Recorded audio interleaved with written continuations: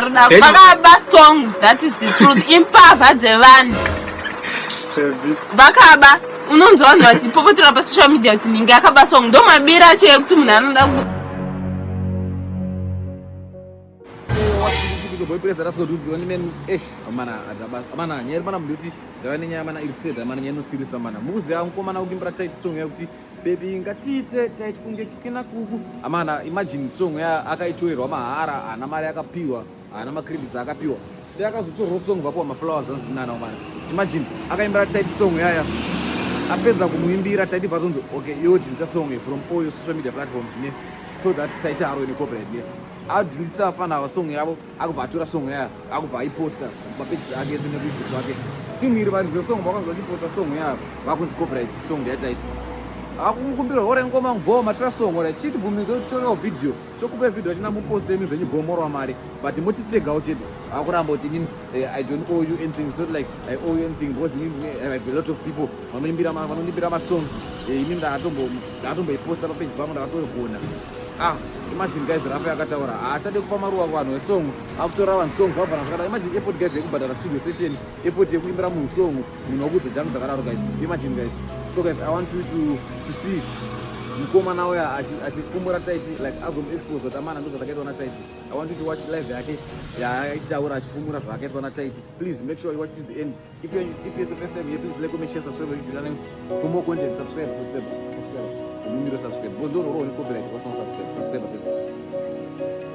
what's subscribe tango so guys let me show you the video it's greeting you nako that is the kick yeah that is the kick probably a song yo I hope kuti umeshena mazita evanhu vava aizingozi avarwadzi vakambonzi taiti kunge kukuna kuku ava kunzi taiti kunge kiki na kiki guys so tingangotara nyaya like tiseka like most vatiri kusuisa most of the time but zvinorwadza guys kuonawo our follow content creation vachipinda musituation yakadaro isi takahekerwa page kutaura kudai so we can't even get paid to our page zvakahekwa tichitofamba neprocess yacho but hatina kukwanisa kuzvitaura tichitaura kuti ndiani kana kuti titi chii hatina munhu andakakwanisa kukumbirawo help anzani baba lokadia I ask him kuti zvinoitwa sei kuti chichi ndaifungudza pamwe ndindamonetize sei izvo vakandiudzawo way yavo ndikabvunzawo anzani magochera tv akandiudzawo way yake ndikagoogle like ndinopenga I'm still googling that's kuti chii chikuitika because takahekerwa page tikabva takwanisa kuti tione kuti zvikufamba sei but we can't mention kuti zvakafamba sei kana kuti chii then ndikabvunzawo kamukoma vangu tight since takaimbawo song tikati pamwe since takaimbirawo song vanogona kuti respondawo in good way because mazuva esong vaititaudza like wow but zvakaramba takapindurwa hafu tikaudzwawo zvatakaudzwawo ye hatina kukama kutanga ti tikukuowa chiti maudhi yacho ndinawo kwaiti kutanga ti tikukuowa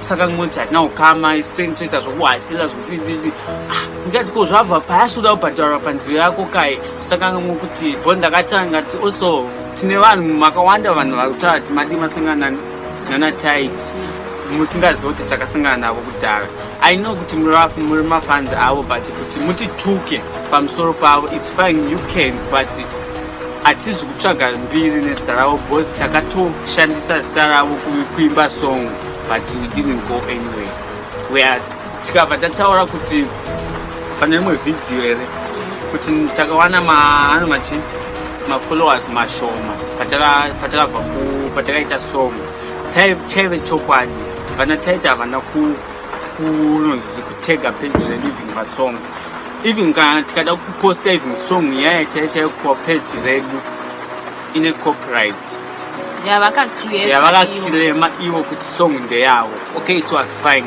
but vakatiuza mashoko akandiratidza kuti havana chavakabenefita pazviri asi nditinyatsoziva kuti song any money any views zvakavhiwa pasong zvakaenda kwavari inini kuti titonovaona we use our own transport man hatina kumainda izvozvo, but ivo vakawana godzi yekutituka, yekutiudza kuti kwai mukuita ngati tukuowaibondi ndakumbira kuvaonawo kuti ndikukumbira kuti mutivhurewo page, ndikatiwo kuti vanhu tivapewo something, ndofunga vakaiwa zvisiri audio vakafungira kuti mutipewo something. We don't need anything, so we don't do things for money all the time. Music like pamukanga ndatoimbira kunakira. I'm sure some people vakatofunga takabhadhara pasong yaya. But the fact yekuti munhu noimbirwa song obva unoiclaima kuti owner wesong atadze kuiposta is very wrong. And also wobva wakwanisa kuti munhu akukumbirawo help yekuti ndikukumbira kuti mutarisewo page rangu, page redu rakahekwa, wopopota wototuka mukuita ngati ndikuowa chichi, because why akabva kudhara anoziva kuti tikataura nezvakanotidi anobloka mapage edu. But that's wrong guys, zvakaipa izvozvo. Zvokuti wazoita ruzivo rupamberi kudarika rwevamwe wotanga kuda kufambisa uchinonzita sei uchibloka vanhu uchiita macopyright nezvinhu zvevanhu. That's wrong. Ini nhau yanyati family yati rwadza takaziva nanyati kudhara vasati vatombozivikana. Ndofunga vanhu vazhinji maitotivhunza kuti mazuva ano hamuchanonzi kwidzane kumalife sei, hamuchaite zvinhu wani sei, but ivo handizivo kuti chii ndo vakangozochuza kungotinyarirawo vananyati. Hatina kutukana navo, hatina kudii. Pavakangotanga kutaura nembingaudho vakutanga kupostawo, maybe vakabva vaita busy zokutaridza kuti kutaurawo nesuwo, we don't know. Do you know? We don't know actually, but as for me, I think kuti pamwe vakabvaonawo pamwe tisiri like level ravo ubva wada kutamba nevahombe vacho futi wabva wagarisa mudishi zvinova zvinhu zvinorwadza singaitekuti. Because guys, kuclaimerwa copyright chinhu chakaipa chako zvinorwadza. Ende one ukaclaimerwa copyright affecta page rako takatozoseka tabhebhi musino patakaona vari kujobhe kana taikati bhebhi chazotaurwa nawo kuti taimbonyeya kana nanyati taitute like family, taitaura like every day like family, things just go like tichifonerana ka tichitaura hataitaura nyaudzisi komumbotaura nawe totaura no hatitaura nawo kubva pavakadi patangoimba song takaaska kuti toda kuita video pasong. I'll pay for the video. I never done anything. You post the video then want to take out kuti tuwane uma followers 1 2 3 chineke guys. Kwana nyati we sing the song boss nyati hake akatikumbira ndokumbira kuti koma kumutimbira song. But like I said, I even seen family before, and it's actually right for that. So what we say, guys? Yes, country right for that. So what we want to say, guys, today is business. Kunema content creator changoda kutanga. Zivai chinhu wani kuti munhu wese ari pa social media anotoita jealous. Most vanhu vari pa social media vanoita jealous vakona ivo wakuda kudi kusimukira. Mukatarisa mazuva apera, mwedzi yapera kwaingotaurwa nezvana nyati family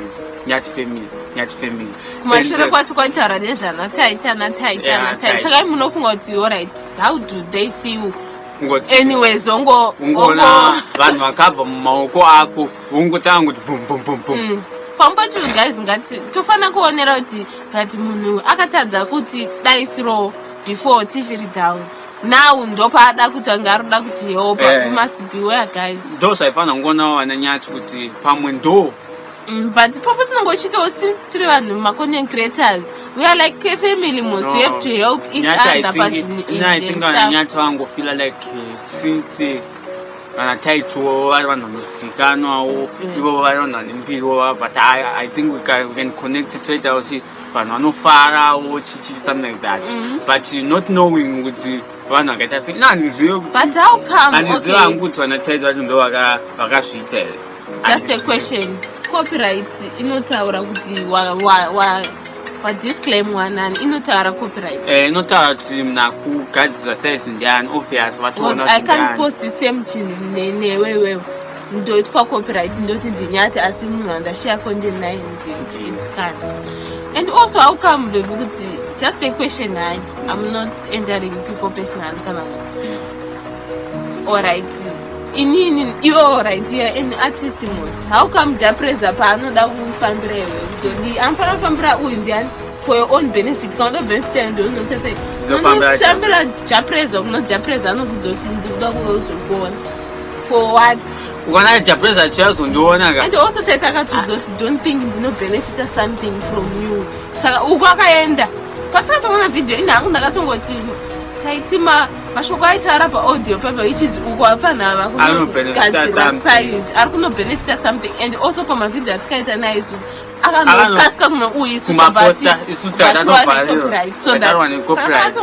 song ikabharwa necopyright everywhere song yaine copyright kwatiri we can't even do anything with our own song dzeyamuna video ndimarwazuro paper wakutoemba nemuromo ausisina mavocal because song yakazvinenge zvakaipa ipapa mutogona toblokerwa page ndanemofuta taurire nyaya iyoyo imi muchagona kuti tukaenda nemofuti tataura because tiri vana vadiki saka tikwanisa kutaura zvinhu zvenge zviri mukati memwoyo yedu tine marights okazvimashtukana nyati kuye matara neheretaiti vanomuziva vataura naye kazavakarafuriwa moda kuti vaite sei vana vadiki muchivatuka musingakwanisa kukamfota vanhu kuti vakutsvaga wekurarama pasocial media then you go around then you start to shout isusu vana nyati vakatiignorance but we never shout them takataura palife yaye tikati guys nyaya yamukuti bvunza ikwana nyati tatitoenayo palife vajoiniwo life havana kujoina.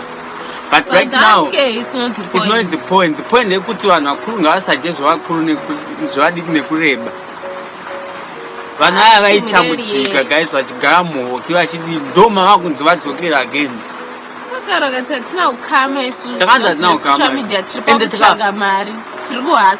I told them kuti regai ndikunzwisewo then handizvi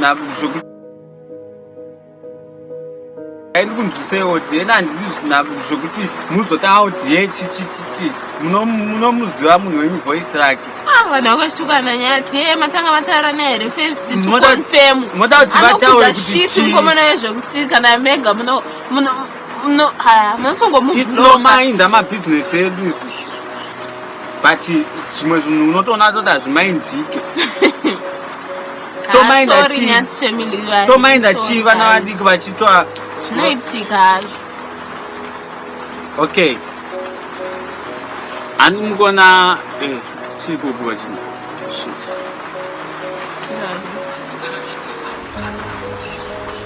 takavaudza tikati isu chasina kukanisa mapiki ndechekuti takatotya uku. Imagine papa pavanga vakutaura kuti kumba kwavo kwaiita ngati kukuda kubiwa apa mimi munenge maenda ikoko mototanga kutogara mune fiye vana tandazwa asi tisu tikutaurwa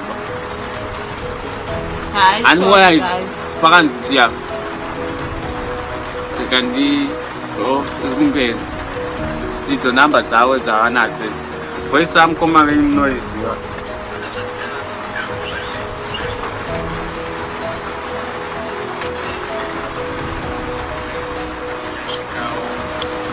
amene mukawa mani marata ndichakueditirai ndichakueditirai ndo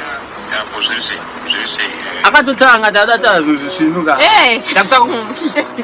ndakati naye vedu wakamboshaudwa in silence kunyatsonzwa apa good way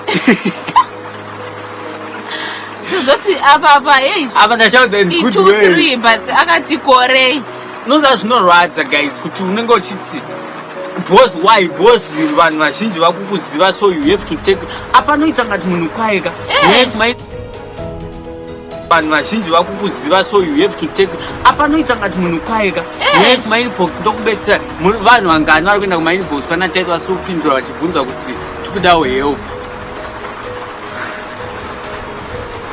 ivo vanoclaima kuda kunokublokera nhasi message ndibatsirawo nechinhu chakati akasavhura kuzomusendera next week iyo watoona kuti wachaga kumwe futi bashayo iye aitwanzi maifanira kuramba muchingoti personalize mangwana futi okudza kuti asi ndikukuowa zvakaipa guys Nyat family, we are truly sorry guys, but next time dzidzai vanhu vekutamba navo atizive du ndoko yakabva here kana kuti chii, but you know next time dzidzai kwekuenda guys. Isusu hatinambobva tada anything from you, but why? And as we don't need anything from you, we just need you to move at no problem. I'm gonna do a video, then don't post out don't connect up a video. Which are more vaccine and copyright, so guys, Muchati Tuka we know. Because experience guys. Muchati Tuka we know and we don't care. But Chakaipa. Some of going without simply you cannot throw a press a picker so to 250 million likes. Unongwana ma same likes in case kana mkoma ja press vati follower yani tandaza mass or vati take out posta video ravo. That's how you get something from mavano ngana ukufota nema celebrities suku na chini apa tango meshina mkoma asida na ja press so can Jeffrey Sargo. I just can't do last song I got bullies about is Bondela and Makuru Nana Biggie. So, guys, Monachi. Man, I'm gonna put a name celebrity, Nani, but as you never put a name celebrity, my followers, I got a Chawan. Taizanons and Uyu Mumtan. Come with it. As I got called me but I guess Tapachowani. Sakaipa. That's like Kingatichi. Yeah, Vaka Nananyat and it. You also have any 70 something. 70 followers, something followers. And I had 200 something. Van akazombo ande mafollowers ananyata kashuka 7 ndingona zangu yambalipa abangu yambalipa akuzutsvaga mbili nesitare munhu chotsvaga mbili ndiwe munhu kwete sitare munhu. So guys, Tukai, we thank you for your tuking, but ukana uchituka munhu ari kutsvaga help hauna kukwana, you are in same mood. Zvinani ungodarika than kuti uti vana vari kuchema kuti vada kubatsirwa vakaclaimerwa copyright busy ngotuka. Why? With the crazy, with the mad, with the stupid. Nah guys, musangotuke vana kana vachida wehelp vedu nangu tanga nyara wedu kunanyatisa kusataudza nawo since vanga vasataura nesu, but zvakaipa guys. As you know, takaimba song for Titan Kuku, takaimba song for Nyat Family. But ya Titan Kuku takaimba vari kuZimbabwe. Song vakabva wa peace and ndakavasendera. Then they ask us kuti please guys musa post a song if you take my platform any ese. Toso iposta tawa ya kuZimbabwe. Ite surprise nevan. Vada kuzoti varida vakaba song, that is the truth. Impava dzevanhu. Vakaba unonzwa vanhu vachipopotera pa social media kuti ndinge akaba song ndomabira che kuti munhu anoda avana kuba song. Vakaba kana tisisina right pamusoro pesong. Takaimbira song. Vakakubunikidza. My guy, but guys chokwadi kana uchitora chinhu chemunhu uda kuchita chako unomupa something nomubhadhira kuti song yangu. At least unoti ndaibhadhara saka ndaitenga. Kwete kuti ndaimbawo ndida kutsvaga mbiriwo. Woshaya kana basa wotora song yacho yoshaya kana basa. Then pane vanhu vakaona song yakatobudiswa vari kuZimbabwe palive vachiti pane munhu atimbira song this and that was Tandaza Mass, then that was me. But zvakaitei ndopane point zvakaitei. So guys, we are truly sorry kune vachatituka kana kuna ivo vachatiblokera maaccount kana tablokerwa account. But ndikuona vachirutsa social media kilati yakazoba song yaningi kwete kuti anenge akaiba hawo ikoko kunoclaima social media zvakaipa bhozi wese vanhu vaya they can do anything, vanokwanisa kuurayisa chaiko. They can do anything for money. Those people both they love money more than anything. And tanda kudze chokwadi totofamba tiri safe isusu wese tiri kunoku because they can do anything. Sure, vanganzi vana vakuchema chema kuti vada kubatsirwa ivo vopindura vana rafa. How rubbish is that? Bayahlanya man aba bantu andiyazi uba yini ibayenza uba intoni zawo zimbi ungathi ichaye yemoto and ndo zvavanodirwa nevanhu izvozvo destroya vamwe vanhu zvakaipa guys. Thank you. Ndatoradziwa bye bye guys. Delicious family we love.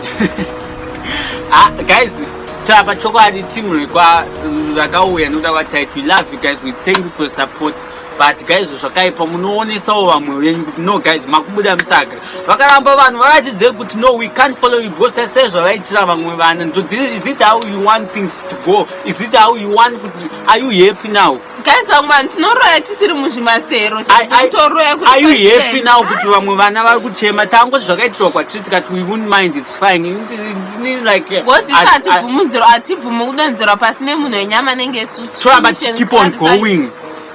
That's why tichiramba tichingoposta kasi ndingangwaga mutaure nezvako guys ka munhu akakuataka kuona chiatakika ke anofara venga kwakanoti agona kudonzera pasi wachema warwadzi anofara. Manje so hatisi pakuita izvozvo pasocial media panapa tina kuwira vanhu takawira hatakuwira vanhu vanoda kuti ataka takawira ko vanhu vanoentertainwa nesu vanofara vanofara delicious family. Kana uchirwadziwa neni mwana wako anyingiko mwana mushamenyu uri kumuita sei? It's like vanhu vakauya kupage kwedu vataura kuti mi muri nani hamuvhure nyasha hamudiye hamutaure zvemupata. Ndo zvakavarwadza izvozvo vakasvika pakuti havadi kusangana nesu kana kuti havadi kutibetsera papage pedu. They might be the one they hack our page. Zvakaipa kuti munoclaimerwa copyright pachinja wakaimba kufirira baby ngatitaita ngoclaimerwa chinhu chongoenda just like that. Havatozive vestudio yakaita mari kana kuti zvakaimbwa sei but munhu kuba unoclaima song kuti it's yours une voice rakadare. That's being thief. We don't care kuti vamwe vacho muchafunga sei because vamwe vacho munotaura mashoko nekuti mei muchida kuonekwa semagood person naivo. But isusu hatina basa chokwadi hachipfutsokama enda nhati chamufanira chekuti ukaona munhu anokudza chokwadi sesu kuda isi chokwadi tinokudza amabatikana ndofunga makaziya ndakavaudza musai pandakabva kubudisa song nanyati ndikati handisizoda kuimba song ndaifanira kuimbira macode birthday ndikati handisizoda kuimba song because imimi vanhu vakunditorera maadvantage. Ndakavaudza even with situation nanyati kuti nyati vanhu ava vane inonzi sorry vane inonzi vane vakandiclaimira song takataura nanyati like kubva makore kwai makore hazi hawo makore